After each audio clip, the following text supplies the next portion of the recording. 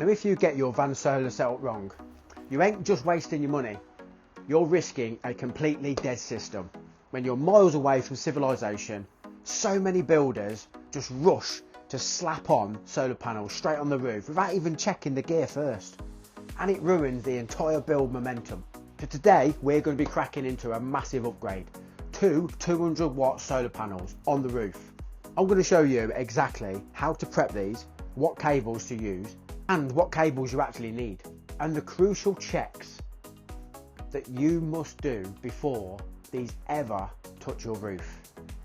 So if you want endless off-grid power without headaches, then you need to get this right.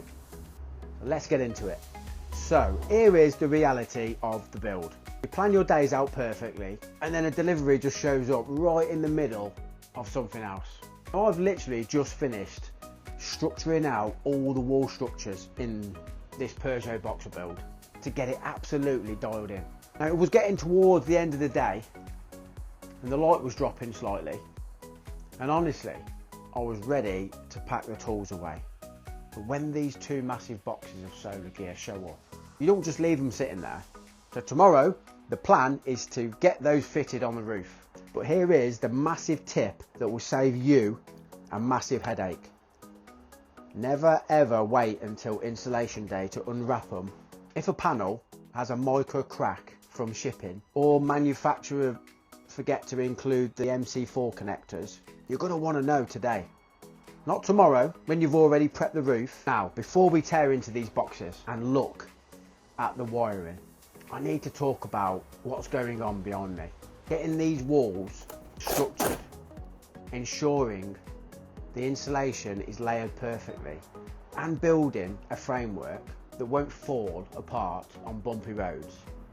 This is where most DIYers hit a brick wall.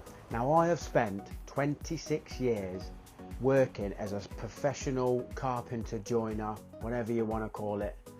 I'm not a professional van builder, but I know exactly how timber behaves.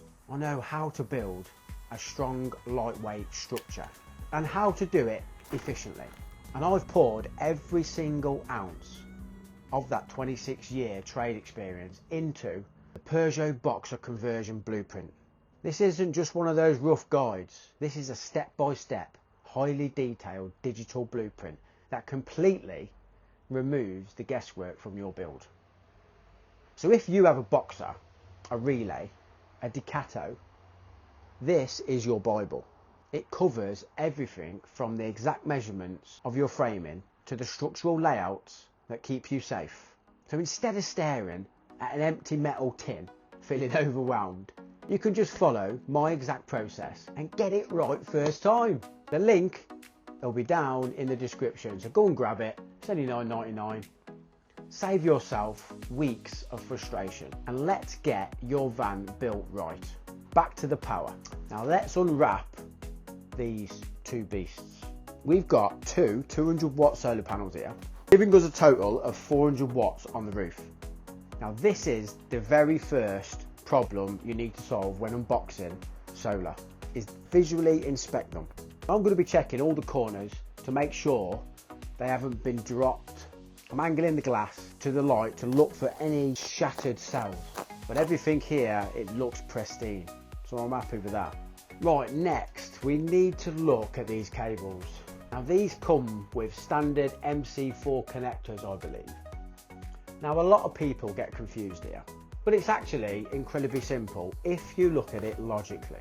You have a positive and you have a negative. Now because I'm running two panels up there, I need to decide right now, am I wiring these in parallel or series?